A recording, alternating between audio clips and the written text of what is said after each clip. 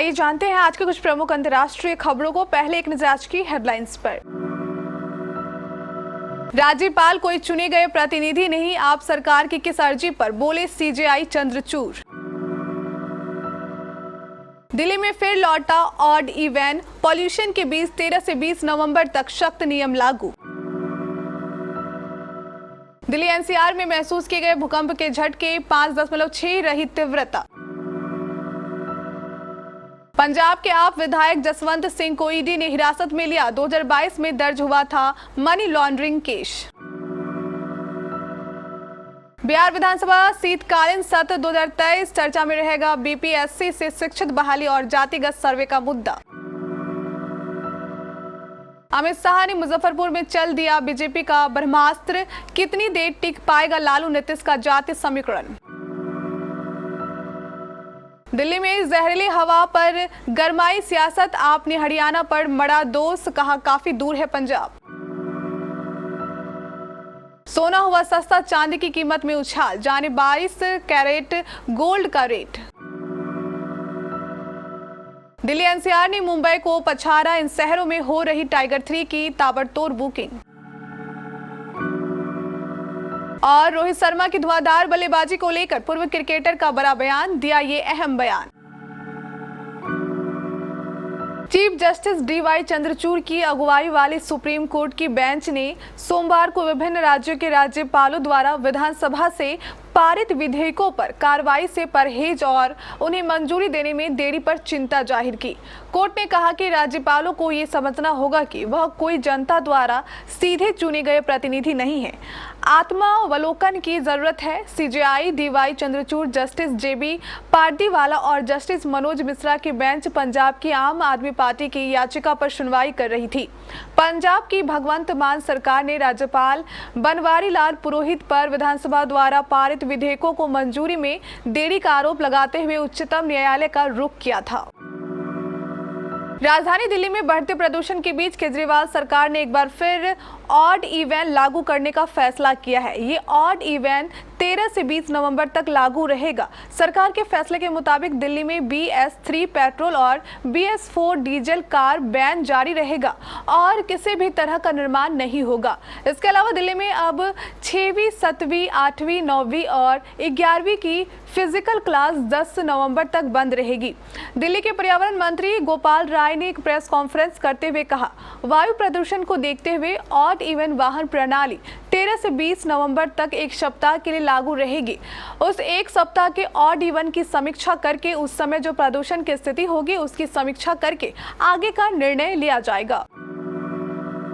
Delhi NCR में भूकंप के तेज झटके महसूस किए गए हैं। इससे कुछ दिन पहले भी भूकंप के तेज झटके महसूस किए गए थे। हालिया आंकड़ों की माने तो बीते 4 दिनों में दूसरी बार धरती हिली है।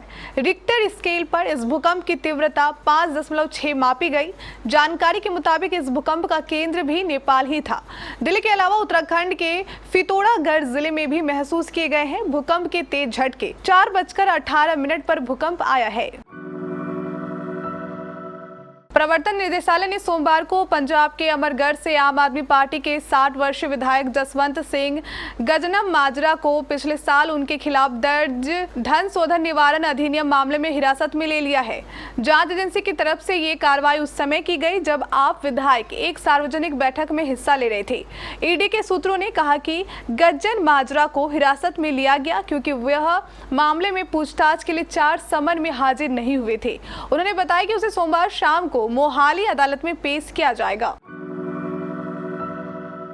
बिहार विधानमंडल का शीतकालीन सत्र आज से शुरू हो रहा है। इस सत्र में जाति आधारित गणना के अलावा बिहार शिक्षक बहाली को लेकर चर्चा होगी।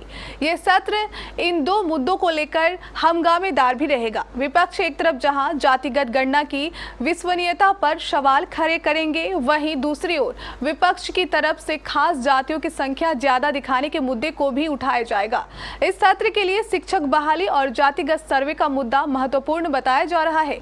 जातिगत सर्वे को नीतीश सरकार की ओर से बड़ी उपलब्धि के रूप में प्रचारित किया जा रहा है। उधर विपक्ष सहित कई नेताओं ने आरोप लगाया कि सर्वे ठीक से नहीं किया गया है। खासकर सत्ता में बैठे कई नेताओं ने अपनी जाति को कम कर आंकने का आरोप लगाया है।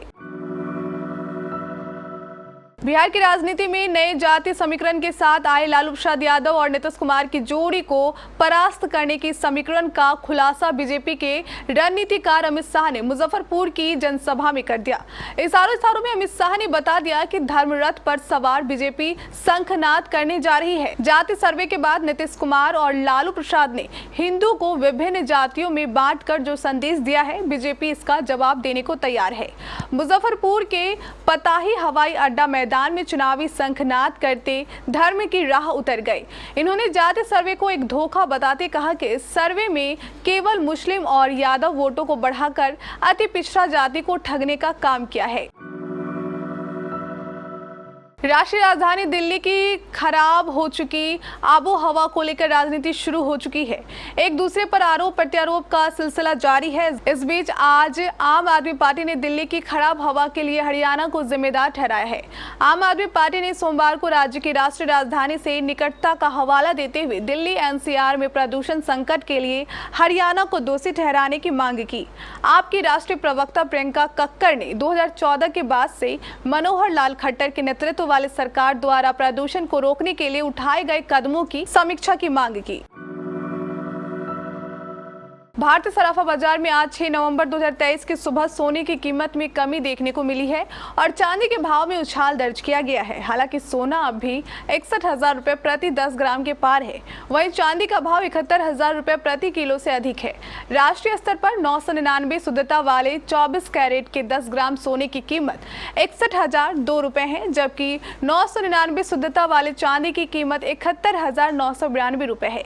India Boolean and jewellers association के मुताबिक पिछले हफ्ते शुक्रवार के शाम को 24 कैरेट का शुद्ध सोना 61,075 रुपए प्रति 10 ग्राम था, जो आज सुबह 61,002 रुपए पर आ गया है। इसी तरह शुद्धता के आधार पर सोना सस्ता और चांदी महंगी हुई है। यस राज स्पाई यूनिवर्स की शुरुआत करने वाला raw research and analysis wing agent tiger Diwali पर बड़े पर्दे पर लौट रहा है। साथ में पठान और कबीर भी होंगे। बस इतनी सी खबर ने एक्शन फिल्मों के दीवानों की दिवाली धमाकेदार कर दी है। फिल्म के रिलीज में अब हफ्ता भर भी नहीं बचा है और जिस रफ्तार से फिल्म टाइगर 3 की एडवांस बुकिंग हो रही है, उससे लगता है कि 12 नवंबर का दिन हिंदी सिनेमा में एक नया इतिहास रच सकता है। फिल्म के एडवांस बुकिंग से ये बात फिर साबित होती है कि हिंदी सिनेमा के कारोबार में दिल्ली एनसीआर की अहमियत बढ़ती जा रही है। फिल्म टाइगर 3 की बुकिंग में भी दिल्ली एनसीआर में रहने वाले सलमान खान के दीवाने ही नंबर 1 हैं। साउथ अफ्रीका के खिलाफ ईडन गार्डन में खेले गए मुकाबले में भारतीय टीम के कप्तान रोहित शर्मा ने जिस तरह से बल्लेबाजी की, उसको लेकर पूर्व क्रिकेटर रोहित शर्मा ने बड़ा बयान दिया है। उन्होंने कहा कि रोहित शर्मा ने जिस तरह से टॉप ऑर्डर में बल्लेबाजी की, उसकी वजह से बाकी बल्लेबाजों के लिए काम आसान हो गया। टॉस जीतकर पहले बैटिंग करने के बाद रोहित शर्मा ने टीम इंडिया को काफी धुआंधार शुरुआत दिलाई। उन्होंने 24 गेंद पर 6 चौके और 2 छक्के की मदद से 40 रन बनाए और यही वजह रही कि टीम इंडिया ने 5.5 ओवर में ही 62 रन बना दिए थे। रोहित शर्मा की इस धुआंधार बल्लेबाजी की वजह से बाकी बल्लेबाजों के लिए काम आसान हो गया और टीम ने 300 से ज्यादा रन बना दिए।